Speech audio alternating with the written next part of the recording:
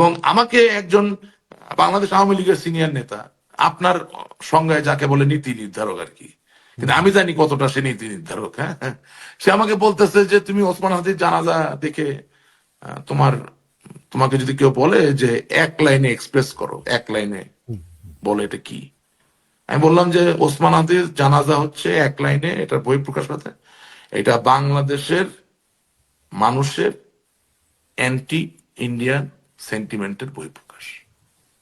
Anti Indian সেন্টিমেন্টের বই প্রকাশ। Yes. আপনারা ওসমান হাদিকে দুনিয়া থেকে সরিয়ে দিলেন কেন? আপনারা কি অর্জন করলেন? কারা? আওয়ামী লীগ? না, ওসমান হাদিকে যে হত্যা করেছে তাকে অতি দ্রুততার সাথে বিচারের সম্মুখীন করতে হবে, বিচার করতে হবে। এবং এই ধরনের হত্যাকে কোনোভাবে, এটা আওয়ামী লীগের জায়গা থেকে আমি বলবো না, আমি একজন মানুষ হিসেবে বলবো যে এই ধরনের কোনো হত্যাকাণ্ডকে কোনোভাবে উৎসাহিত করা যায় না এবং এটা কন্টিনিউ করতে দেওয়া যায় না। কারণ আপনার সাথে মতের মিল না হলে আপনি গুলি করে মেরে ফেলবেন, হোয়াট ইজ দিস? এটা কি দেশ হবে তাহলে? This was not good. এবং আমাদের দলে অনেকে বুঝতে পারতেছে না যে ওসমান হাদিকে নিয়ে এত কেন আলাপ। রাজনীতিটা তো পরিবর্তন হয়ে গেছে। আগের দিনে সাইকেলের পেডেস্টেলে বসে বঙ্গবন্ধু শেখ মুজিবুর রহমান 1950-এর দশকে আমার রংপুরের মিঠাপুকুরের রানীপুকুর ইউনিয়নে গেছেন, রাস্তা ছিল না। বর্তমান রাজনীতি তা না। বর্তমান রাজনীতি সোশ্যাল মিডিয়া নির্ভর। ইনফ্যাক্ট 5ই আগস্টের আগে যদি সোশ্যাল মিডিয়াকে আমরা আমলে নিতাম তাহলে তো আমাদের এই পরিণতি হতো না। কারণ দিনের শেষে বাস্তবতা হচ্ছে কোন দেশে যখন সুস্থ ধারার সাংস্কৃতিক চর্চা থাকে না, যখন কোন দেশে সুস্থ ধারার শারীরিক বিনোদনের কোনো জায়গা থাকে না, তখন সোশ্যাল মিডিয়া হাতে যে ফোন ধরা, এটাই তো আপনার একমাত্র বিনোদনের জায়গা। আপনি রিল দেখছেন, আপনি বিভিন্ন ভিডিও দেখছেন, রাইট? এবং সেখানে যখন কোনো ব্যক্তি তার মতামত দিচ্ছে, যদি ওই মতামতের সাথে আপনার মনের মিল, একটা সন্ধির জায়গা তৈরি হয়, মনের অজান্তে লক্ষ লক্ষ কোটি কোটি অনুসারী তৈরি হয়ে যায়, তাই না? তো ওসমান হাদিরও তাই হয়েছিল। তার যে মতবাদ, আমি আবারও বলছি, সবটাকে আমি মেনে নিব তা না, কিন্তু সবটার আবার আমি বিরোধিতা করবো সেটাও তো না। যদি কেউ বলে যে আমি এই সমাজে ইনসাফ চাই, আমি সেটার বিরুদ্ধে কথা বলতে পারি, অবশ্যই ইনসাফ চাই, কারণ অন্যায় তো আমার উপরে হতে পারে। ইনসাফ মানে ন্যায় বিচার, ঠিক আছে না?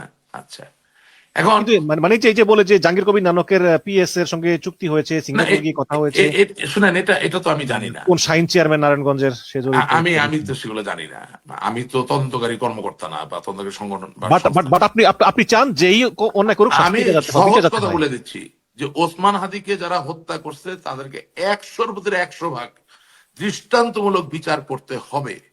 কারণ যিনি ওসমান হাদির পক্ষে এবং যিনি বিপক্ষে উভয়ই জানবেন, যদি এই হত্যাকাণ্ডগুলোর বিচার না হয় আপনিও নিরাপদ না। নৈতিক, আদর্শিক, মনোগত বিরোধিতার মানে এই নয় যে আপনি শারীরিকভাবে কাউকে হনন করবেন বা হনন করার আপনার অধিকার কেউ আপনারা দিয়েছে। Point blank, simple. এই বিষয়ে কোনো ডিবেট হতে পারে না, সেটা যেই হত্যা করে থাকুক। আর যারাই হত্যা করছেন তারা কি খুব সাকসেসফুল হয়েছেন নাকি? সোশ্যাল মিডিয়ার কি ক্ষমতা, বা একজন ইয়াং ছেলের রক্তের কি শক্তি আপনি কি ওই জানাজার থেকে বুঝতে পারেন নাই?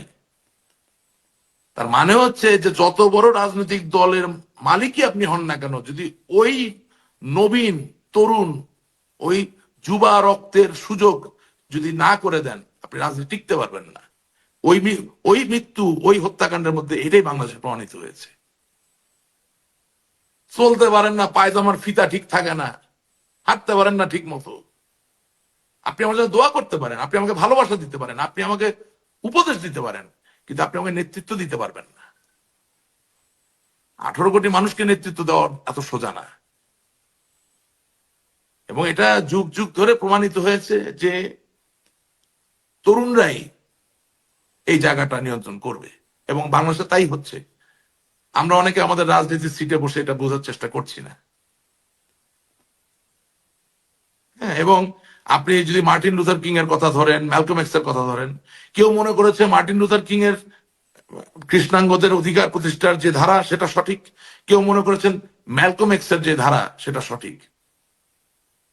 কিন্তু দুজনেই কিন্তু ইতিহাসের অংশ হয়ে গেছে, কাউকে কিন্তু মোছা যায়নি। আপনাকে এই জায়গাটায় পৌঁছাতে হবে যে আর কতদিন সহিংসতার রাজনীতি বাংলাদেশে চলবে। এবং অফকোর্স ইউনূস সরকারকে এই দায়ভার নিতে হবে যে ওসমান হাদিকে যে হত্যা করা গেল দিনে দুপুরে, তাহলে সে হত্যাকারীকে কেন আপনি ধরতে পারলেন না? বা আপনি কেন তাকে প্রোটেকশন দিতে পারলেন না? If you are a government, আপনি যদি সরকার হন, তাহলে তাকে প্রোটেকশনও দেওয়া দরকার ছিল।